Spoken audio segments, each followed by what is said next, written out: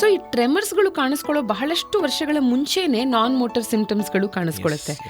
ಅವಾಗ one should not ignore ಅದನ್ನಲ್ವಾ? ಅಂದ್ರೆ ಅವಾಗಲೇ ಬಂದ್ರೆ ಈ ನ್ಯೂರೋ ಡಿಜೆನರೇಟಿವ್ ಡಿಸೀಸ್ ಹೆಸರೇ ಹೇಳೋ ಹಾಗೆ ಆ ಡಿಜೆನರೇಷನ್ ಸ್ವಲ್ಪ ಸ್ಲೋ ಡೌನ್ ಮಾಡಬಹುದು. ಇದು ಹೆಂಗೆ ಅಂತಂದ್ರೆ ನಾನ್ ಮೋಟರ್ ಸಿಂಪ್ಟಮ್ಸ್ ಎಷ್ಟು ಓವರ್ಲ್ಯಾಪ್ ಇದೆ ಅಂದ್ರೆ ಡಿಪ್ರೆಷನ್ ಆಂಗ್ಸೈಟಿ ಬಂದವ್ರು ಎಲ್ರಿಗೂ ಪಾರ್ಕಿನ್ಸನ್ಸ್ ಬರಲ್ಲ.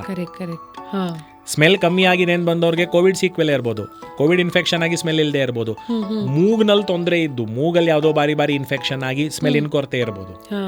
ಸೊ ಎಲ್ಲಾ ಸ್ಮೆಲ್ಲಿನ ಕೊರತೆಗಳು ಪಾರ್ಕಿನ್ಸನ್ಸ್ ಆಗತ್ತೆ ಅಂತಿಲ್ಲ. ಎಲ್ಲ ಡಿಪ್ರೆಷನ್ ಆಂಗ್ಸೈಟಿ, ಎಲ್ಲ ಕಾನ್ಸ್ಟಿಪೇಷನ್ನು, ಎಲ್ಲ ಸ್ಲೀಪ್ಲೆಸ್ನೆಸ್ಸು ಪಾರ್ಕಿನ್ಸನ್ಸ್ಗೆ ಹೋಗುತ್ತೆ ಅಂತಿಲ್ಲ. ಸೊ ನಾನ್ ಮೋಟರ್ ಸಿಂಪ್ಟಮ್ಸನ್ನು ಪಾರ್ಕಿನ್ಸನ್ಸಿಗೆ ಹೋಗುತ್ತೆ ಅಂತ ಕಾರ್ಲೇಟ್ ಮಾಡೋದು ತುಂಬ ಕಷ್ಟದ ಕೆಲಸ. ಬಟ್ ಯಾರೋ ಒಬ್ರು ಬಂದ್ರು ಅಂದ್ರೆ ಈ ಸಿಂಪ್ಟಮ್ಸ್ ಗೊತ್ತವ್ರಿಗೆ ಇಗ್ನೋರ್ ಮಾಡೋದು ಬೇಡ ಅಂತಂದ್ರೆ ಏನು ಹೇಳ್ಬೋದು ಅಂತಂದ್ರೆ ಒಂದು ಸ್ವಲ್ಪ ಗಮನ ಇಡಿ, ನೋಡ್ತಾ ಇರಿ, ನಿಮ್ಮ ಮೂವ್ಮೆಂಟ್ ಸ್ಲೋ ಆಗ್ತಾ ಇದೆಯಾ, ನಡೆಯೋದು ಸ್ಲೋ ಆಗ್ತಾ ಇದೆಯಾ, ನಿಮಗೆ ಬೇರೆ ತೊಂದರೆ ಅಸೋಸಿಯೇಟೆಡ್ ಆಗಿ ತೊಂದರೆ ಬರ್ತಾ ಇದೆಯಾ ಅಂತ ಹೇಳ್ಬೋದು. ವಾರ್ನಿಂಗ್ ಸಿಂಪ್ಟಮ್ಸ್ ಕೊಡ್ಬೋದು. ಡಿಜೆನರೇಷನ್ ನ ರಿವರ್ಸ್ ಮಾಡೋದಕ್ಕೆ ಆಗೋದಿಲ್ಲ. ಬಟ್ ತುಂಬಾ ಅರ್ಲಿ ಸ್ಟೇಜ್ ಅಲ್ಲಿ ಕಂಡು ಹಿಡಿಬೋದಾ ಪಾರ್ಕಿನ್ಸನ್ಸ್ ಇದೆ ಅಂತ?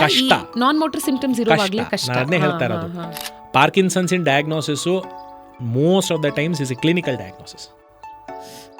ಟೆಸ್ಟ್ ಇಂದ ಸಪೋರ್ಟಿವ್ ಡಯಾಗ್ನೋಸಿಸ್ ಬರುತ್ತೆ ಹೊರತು ಡಾಕ್ಟರಿನ ತರಬೇತಿ, ಡಾಕ್ಟರಿನ ಎಕ್ಸ್ಪೀರಿಯನ್ಸು, ಪೇಷಂಟಿನ ಸಿಂಪ್ಟಮ್ ಇಂದಾನೆ lot of times Parkinson's in diagnosis ಆಗೋದು.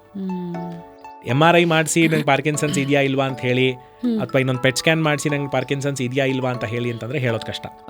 ಇನ್ನು ಟೈಪ್ಸ್ ಆಫ್ ಪಾರ್ಕಿನ್ಸನ್ಸ್ ಅಂತ ಮಾತಾಡ್ತಾ ಡಾಕ್ಟರ್, ಟ್ರೆಮರ್ ಡಾಮಿನೆಂಟ್ ಮತ್ತೆ PIGD ಅಂತ ಎರಡು ಟೈಪ್ ಮಾಡಬಹುದಾ? ಅಂದ್ರೆ partial instability, gate difficulty. One is tremor dominant Parkinson's, ಅವರಿಗೆ ಟ್ರೆಮರ್ಸ್ ಜಾಸ್ತಿ ಇರುತ್ತೆ, ದಟ್ ಇಸ್ ಒಂದು. ಇನ್ನೊಬ್ರಿಗೆ ಏನಿರುತ್ತೆ ಅಂತಂದ್ರೆ ಗೇಟ್ ಪ್ರಿಡಾಮಿನೆಂಟ್ ಅಂತಂದ್ರೆ ಅವರಿಗೆ ಬ್ಯಾಲೆನ್ಸ್ ಇಶ್ಯೂಸ್ ಜಾಸ್ತಿ ಇರುತ್ತೆ ಅಂಥವರಿಗೆ, ದಟ್ ಇಸ್ ಒನ್. ಮೂರನೇದು ಏನು ಅಂತಂದ್ರೆ ರಿಜಿಡಿಟಿ ಪ್ರಿಡಾಮಿನೆಂಟ್ ಇರುತ್ತೆ. ರಿಜಿಡಿಟಿ ಮತ್ತೆ ಮೂವ್ಮೆಂಟ್ ಸ್ಟಿಫ್ನೆಸ್ ಇರುತ್ತೆ. ಟ್ರೆಮರ್ ಜಾಸ್ತಿ ಇರಲ್ಲ, ಬಟ್ ಕೆಲಸ ಇನಿಷಿಯೇಟ್ ಮಾಡೋದಕ್ಕೆ ಅಥವಾ ಬಾಡಿ ಟೈಟ್ ಆಗಿರುತ್ತೆ. So there is a rigidity predominant Parkinson's. ಇನ್ನೊಂದು ಏನಂದ್ರೆ ಎಟಿಪಿಕಲ್ ಪಾರ್ಕಿನ್ಸನ್ಸ್ ಅಂತಿದೆ. ಇದು ಯಾವುದಕ್ಕೂ ಫಿಟ್ ಆಗದೆ ಇರೋಂಥದ್ದು, ಅವರಿಗೆ ಬರೀ ನಾನ್ ಮೋಟರ್ ಸಿಂಪ್ಟಮ್ಸೇ ಜಾಸ್ತಿ ಇರ್ಬೋದು, ಕಾಗ್ನೇಟಿವ್ ಸಿಂಪ್ಟಮ್ಸ್ ಜಾಸ್ತಿ ಇರೋವಂಥದ್ದು. ಸೊ ಆ ರೀತಿ ಇರೋವಂಥದ್ದು ಇದೆ. ಸೊ ಒಂದು 4-5 ಬೇರೆ ಬೇರೆ ಥರ ಟೈಪ್ಸ್ ಇದೆ ಅದರಲ್ಲಿ. ಎಟಿಪಿಕಲ್ಲು ಮತ್ತು ನಾವು ಹೋದ ಸಲ ಹೇಳ್ದಂಗೆ ಪಾರ್ಕಿನ್ಸನ್ಸ್ ಪ್ಲಸ್ ಅಂತಿದೆ.